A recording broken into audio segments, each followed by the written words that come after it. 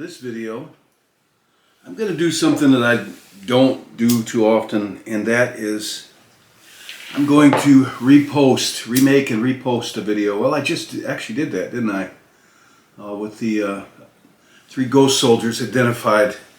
And I had good reasons to do that, and I have good reasons to remake and repost one of my first stories, an encounter with God directly, and a conversation. And the name of that story was story number 8 when I used to number them.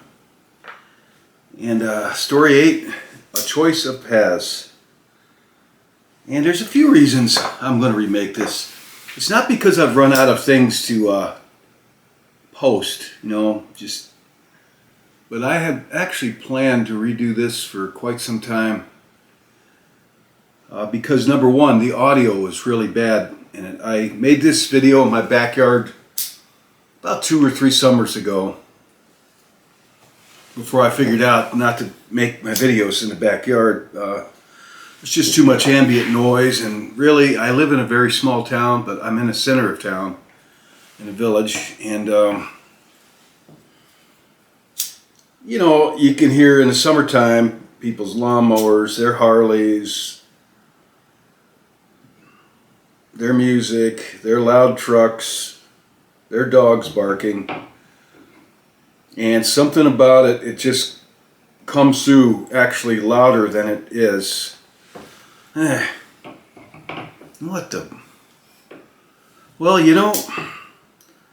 this candle doesn't want to light. Let's see if I can get this. I'm going to start making my own candles next week out of beeswax.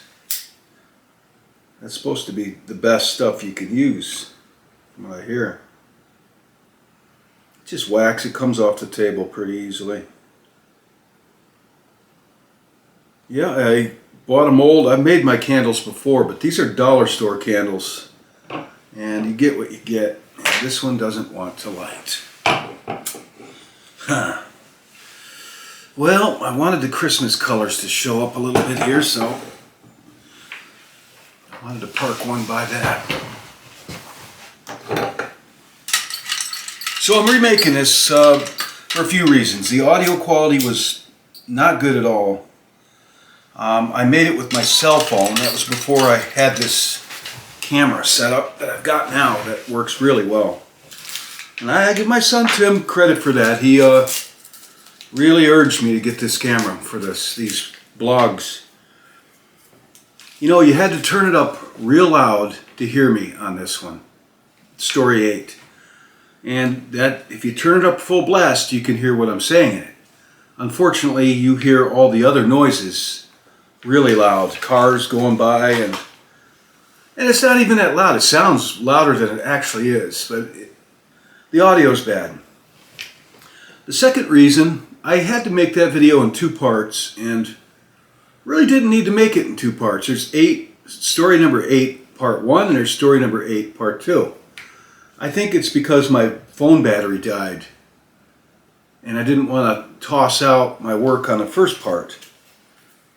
The third reason is, quite frankly, I didn't think I looked very good at all in it, and I actually had a couple people tell me that. So the third reason is just sheer vanity.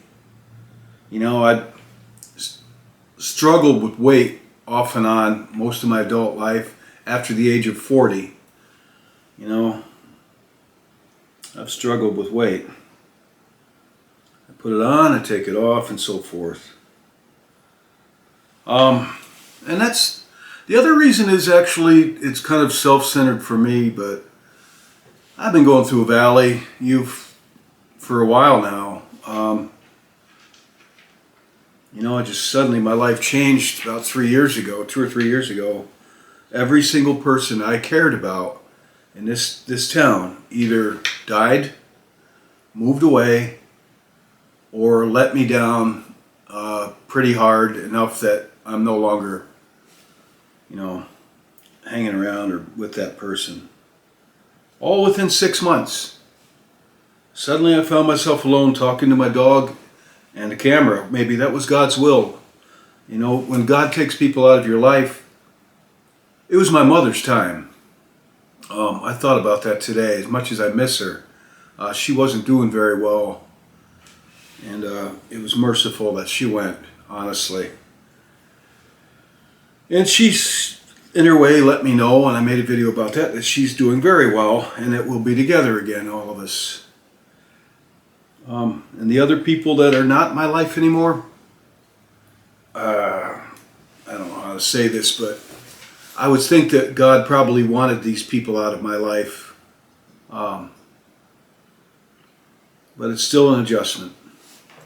So I thought it would be good for me to retell this story, to remind myself what God offered me when I was 11 years old.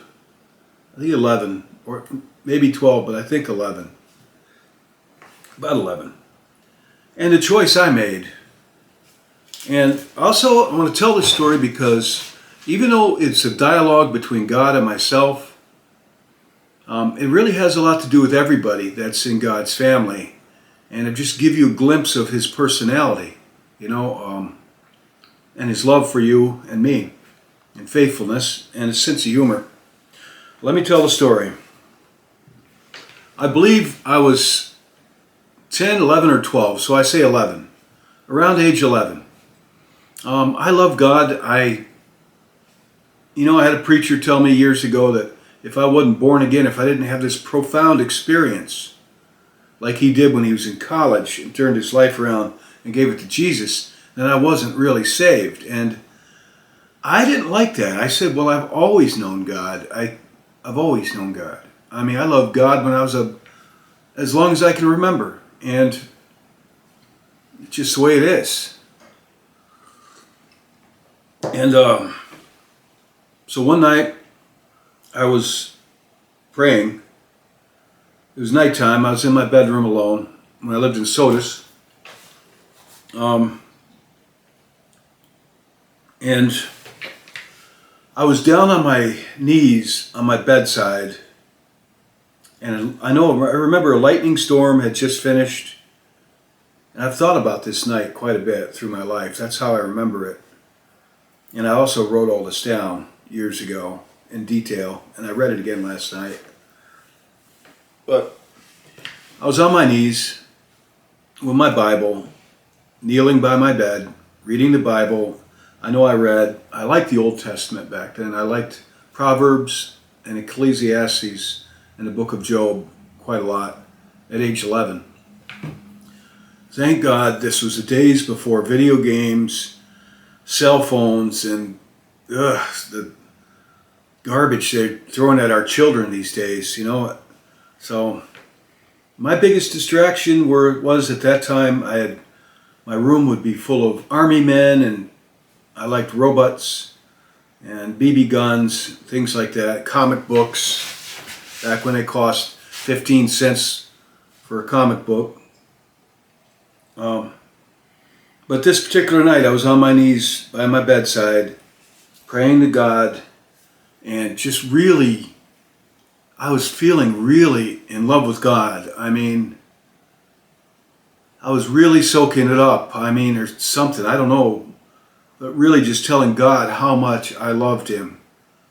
I had a really amazing power of concentration at this age that I don't have anymore. And the world and its distractions and everything, you know, will take that away from you unless you work at it, you know, like, which I don't. Like I should be fasting and spending time in prayer and meditation, and I don't. You know, I just go about my day, whatever. So I was really feeling it on my knees, praying to God. I'd been praying, I'd been reading, and I was just telling God how much I loved Him. There was a lightning storm, it just stopped. I remember that. I remember the air smelled really good like they do after a lightning storm, a good rain. And I was on the second floor of my bedroom alone. And suddenly, this is when the Lord's presence came into my room. I'll tell you what it was like. Suddenly I felt the atmosphere in my bedroom took on a whole different quality. very powerful, very heavy, but in a good way. Almost like a static quality in the air. Static. Charged. There was an energy in the room. And I knew, if you're before God, you will know with zero doubt who you're in front of. And I knew it was God. And I was already on my knees by my bed, praying and talking to God and telling him how much I loved him. And just connecting from my heart to God when this happened. And when that presence came into my room, I didn't see him. Nobody sees him. I probably, but I knew he was in the room. You could feel his presence. I did hear him though, because I hit the floor instinctively. Didn't hit it, but I laid down flat, straight, prostrate out on the ground, flat out, bowed, and not out of fear, and not because he told me to, but when you're a human being in our human state, and God's presence comes before you, you will know it's God, and you will take that. You will. I think you will. At least I did. Then he spoke to me, and I remember the dialogue. I wrote it down, and I just never forgot it. He said, "I'm very pleased with you." And it didn't have this Charlton Heston from the old movies, "I'm very pleased with you." It wasn't like that. It was just a man's voice. I couldn't really put an accent to it or anything. But it was distinctly a man's voice, and it was just conversational tone, Said, "I'm very pleased with you." And he says, "I'm going to offer you a choice of two paths in life." And at that time, the first path he showed me, I got a vision in my head. It was like I was somewhere else in my state. I was on the floor still. And next thing I know, I'm up in the sky, like in a cloudless summer day. And it's like the video game, The Sims. I don't know if you're familiar with that. But I was up in the sky about 200, 300 feet, hovering, looking down at this beautiful house. Not that it wasn't a mansion, but it was a nice house. And it was on it reminded me of the cliffs of Dover or something. But it was by the seaside, and there was just grass. There weren't any trees to speak of. And then a cliff that went down, and the sea was there. So it was set off a ways from the cliff, a good ways, but all by itself. I didn't see any other houses. But there was a nice house. It was white. And there was a man and a woman and two children standing in front of the house. The man and woman standing side by side with the two children standing there. Looked like they were about 7 or 8, And that would have been me. That was choice one. And he told me, you can have everything that is good in this world will be yours. You will be known from coast to coast. And, like internationally known.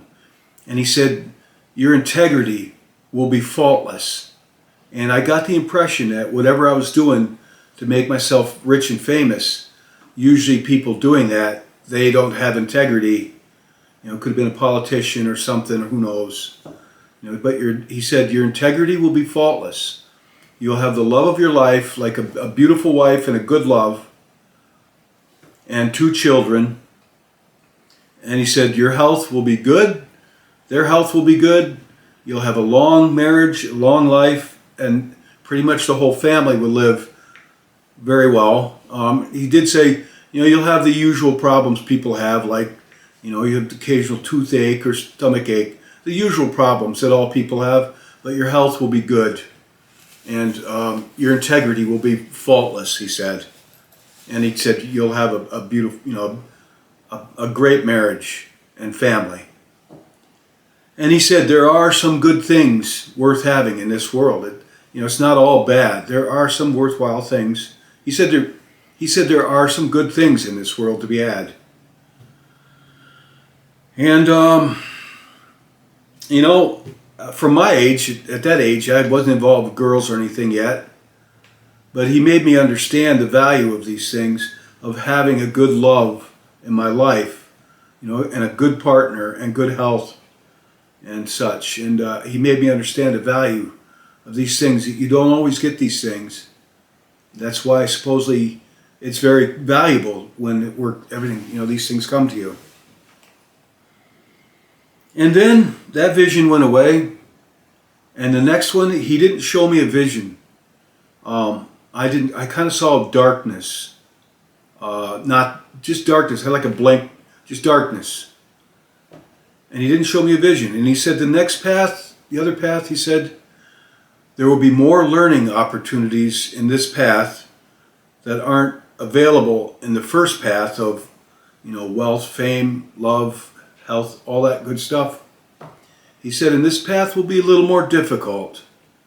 He said, but there will be some learning opportunities that aren't in the first path. And, and then I thought about it, and I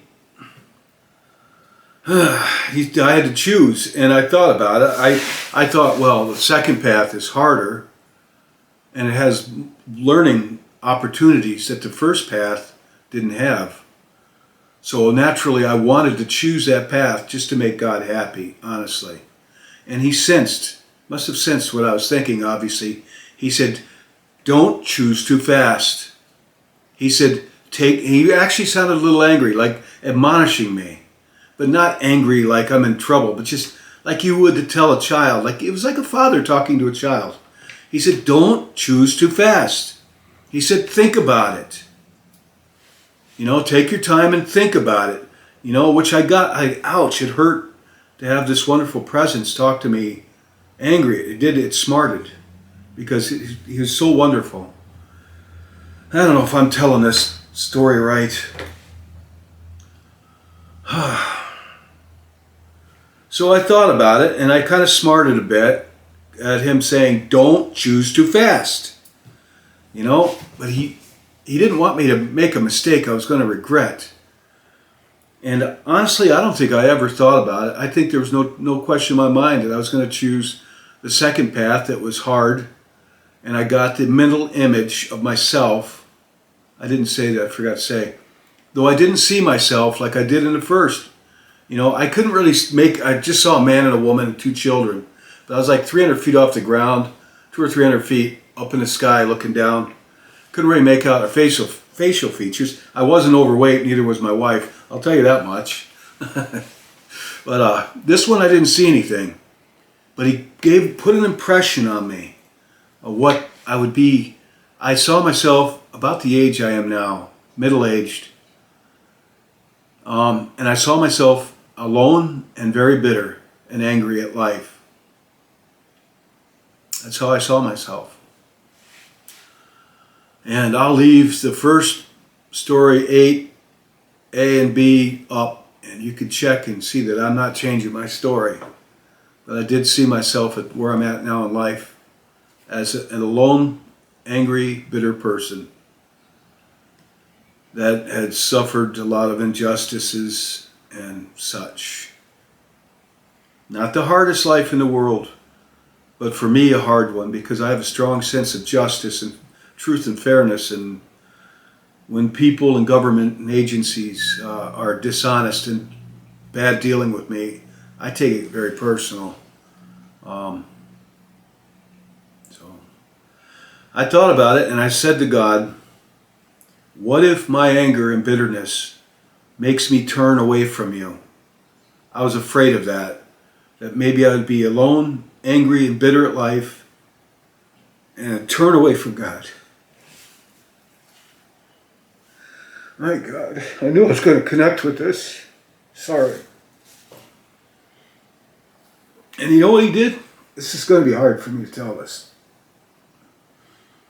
I got pulled together, I'm sorry. He laughed. A good-natured laugh, like a Santa Claus laugh.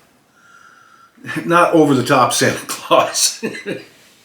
He said, oh, nothing could ever. He was delighted.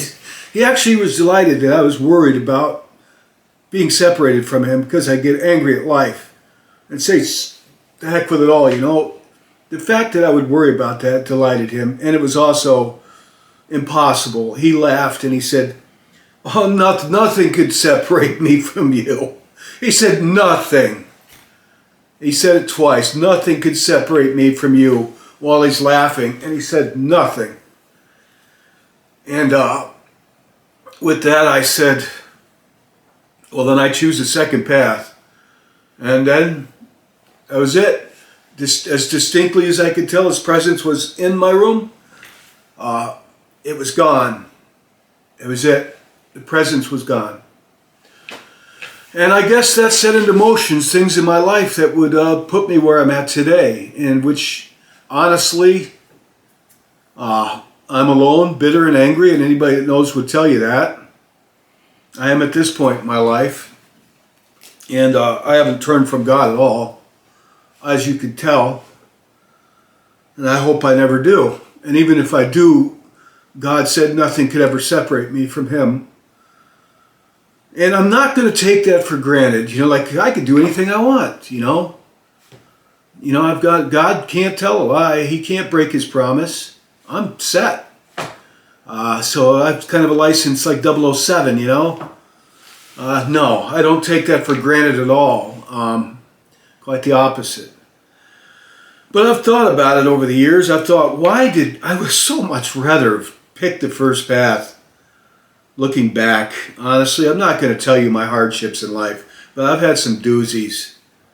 My mother told me once years ago, when I was about halfway through all the hardship, misery and heartache and injustice,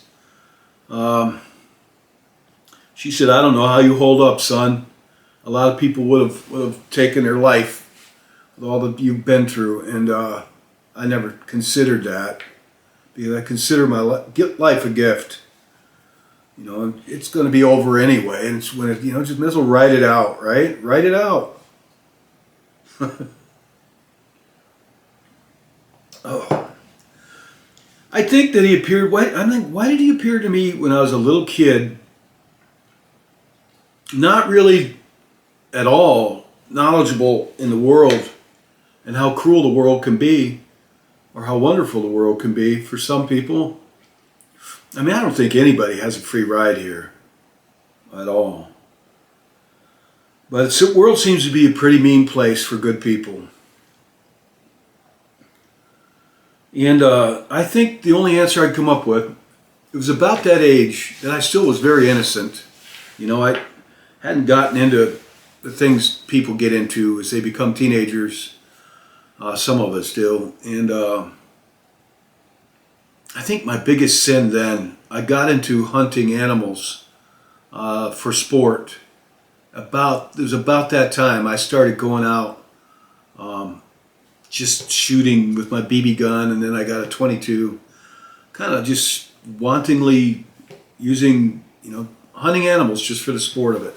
Something I regret to this day. And that God turned me around. I made a story about that. God spoke to me again and turned me around on it, on that path. Like, why are you doing this? You know, that's another story I told.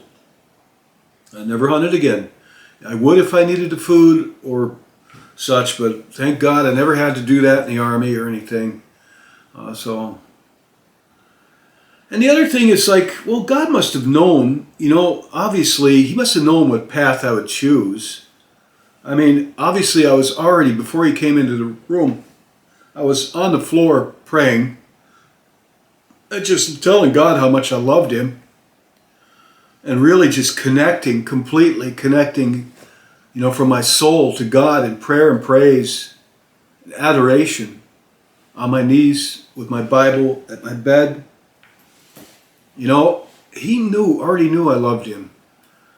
And He must have known my character. He must have known that when His presence, which is grand, great, when His presence was before me, He must have known I would choose the second path. He must have known I wouldn't choose the world over making Him happy. Because I knew then, and I still know today, that all this passes away, but you know what's eternal. Our eternal self, that's beyond this. You know, and he must have known I would pick the second path, I think. But I think we have free will here. I really do. A complex universe we're in. everything seems to be set, a stage, but yet it doesn't, you know. We live in time, and a modicum of change that is part of our existence, time and change, birth, life, death, you know, temporary here. He must have known I would choose a second path. But there was a lot of times through my life, a lot of times, even recently, where I look back and I'm like, why didn't I pick the first path? Sorry, there is a part of me that isn't so spiritual. I like having things. There's a part of me that's very worldly in that regard. You know, I put a big value on romance and love and things, and I have struck out. I'm not a bad guy. I'm not going to get into that path, but I do value family and love and marriage. I put a high value on it. I think these are things God created, and I think they are valuable, and God put a value on that. And the other thing I want to point out is that God said to me, He said, your integrity in the first path, He said, your integrity will be faultless. And He didn't say this, but he put some things He said to me, and some things He put an impression on me. After He said, your integrity will be faultless from coast to coast. That's what He said. In this house, I was on the coast. And He made me feel that whatever I was doing for a living in life at that point, you know, to make all this money and fame, and he said I'd be known. I'd be known around the world. He said that your integrity would be faultless. And that is a rare thing. He didn't say this, but He made me know that's kind of a very rare quality amongst whatever my peers would be in that field. It's almost unheard of that their integrity is faultless. But He said mine would be. And God put a value on integrity. See, you can learn from this. I learned from it. You don't have to, I won't be offended if you don't believe this at all. I'm just sharing it. God values integrity, personal integrity, and so do I. God put a high value on a good love and a good marriage. We all don't always get these things, do we? And having a family, He put a value on marriage and family life and integrity. And those are some takeaways from that. The first one. The second one is when I asked Him if me being bitter and angry in life would separate me from Him. Next, I learned that God has a sense of humor. I heard God laugh, and it was a very good-natured laugh. And He spoke to me like a father would a small child and said, nothing could ever separate me from you. Nothing. He said, oh, I forgot to say, He also said, He let me know that it didn't matter. He said, it doesn't matter. I forgot to say this. He said, it doesn't matter which path you take. I will love you the same regardless. So it didn't matter. I forgot that. That's very important. It didn't matter which one I took. He would love me the same regardless. But I wanted to impress God, so I picked the second path. And I also heard God admonish me. You know, so God has a full range of emotion that a good parent would have. And He said, don't choose too fast. But, you know, if I was rich and famous and everything good is in my life, that where people say, God, that guy's got it made. You know what? It didn't matter to Him whether I was lowly and angry, lonely, bitter, or rich and famous, surrounded by the people, by a family and everything. It didn't matter either way to Him how much He said He would love me the same no matter what. So if you're alone and bitter for whatever reasons, or if you're not alone and bitter and your family life is pretty good and honestly you know to appreciate it, if your marriage worked out and your family's still around you and such, and everything's going your way, that doesn't make you less of a person in God's eyes to have good things in life. You know, the good things in life. Family, marriage, love, faithfulness, integrity, honor, the good things in life, and a value on health. He did say you all would be relatively healthy, you know. You don't always get that, as you know. So I've gone on for a while on this, and I remade it, and that's my prerogative, and who knows, maybe I'll watch this and I won't like it, and I'll remake it again. Because it took me a bit to kind of get engaged, and then all of a sudden, when I remembered what God said to me, that did it. Nothing could ever separate him from me.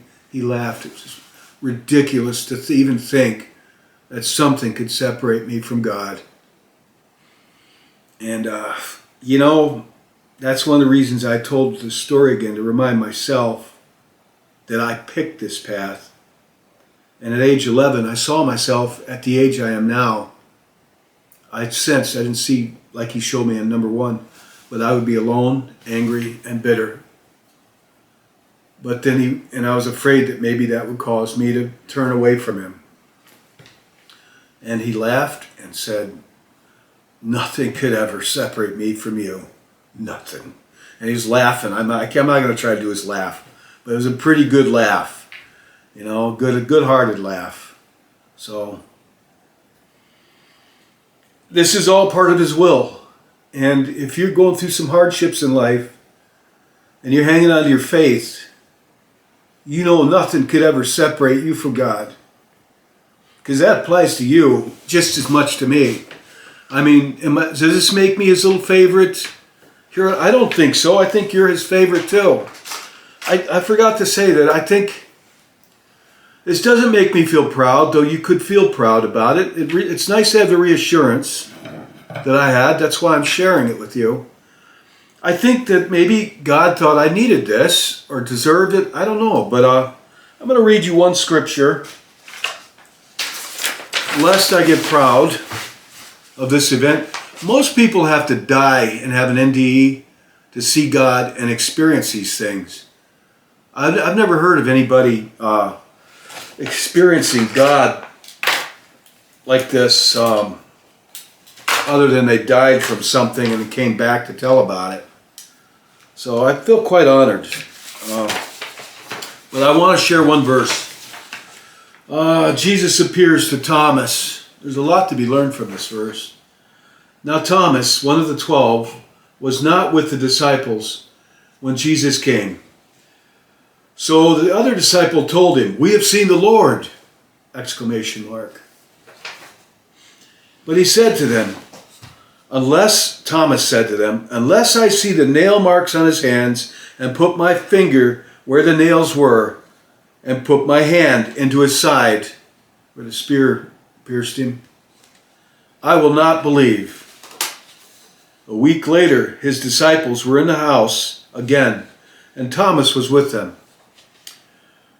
Though the doors were locked, Jesus came and stood among them and said, doors were locked, but he just came in and said, "Peace be with you!" Exclamation mark. Peace be with you. Then he said to Thomas, "Put your finger here. See my hands? Reach out your hand and put it into my side." You know? Stop doubting and believe. Thomas said to him, "My Lord and my God."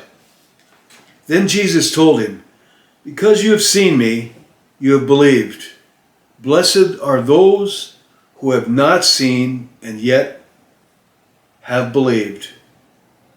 Blessed are those who have not seen and yet have believed. John 20, verse 25 through 29. I've seen his angels. I've had God's presence come before me like this. I had his Holy Spirit presence. I share these things because I feel fortunate. But maybe I needed these things to have faith in life. You know, maybe I needed these things. And you don't if you haven't experienced these. And God knew that I would tell people about it, you know. So it doesn't, I don't think, make me a better person. I've always thought, yeah, I'm one of God's favorite children. But you know what? I thought about, there's no time in his The time is here. My understanding is, I might be wrong, but time is our environment.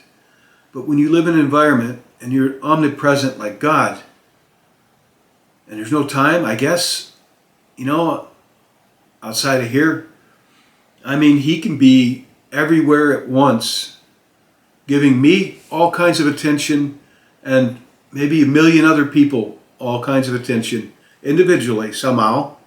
That is beyond our understanding. It's like if I have a number of children and people think that this one's my favorite, and it does appear that this one's my favorite because I spend more time with one. Well, I only have so many minutes in an hour, hours in a day, so I can only be here talking to this or there with that one or here with that one. You know, maybe this one needs more attention than the others. So it might appear that some are being neglected more than others, or some are getting more attention than others. But God doesn't have those constraints. He doesn't have those constraints.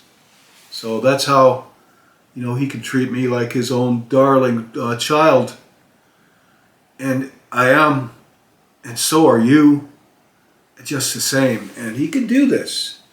And this is important. This is important stuff. Yeah, you know, you lived your life. So, okay, I've gone on enough. I didn't write all this down. That's why I'm going on, because I keep remembering things I'd wanted to say. But that's it, and I'm sorry I got choked up. But if you had this experience, if you were in my shoes, I think you'd get choked up too. Honestly. And I want to share this with you for that reason. I hope to make some videos about Christmas, at least my take on it, and I hope to play some music. I just got this back from the shop. They did a lot of adjustments on it. I couldn't do this before. I couldn't make a bar chord with it.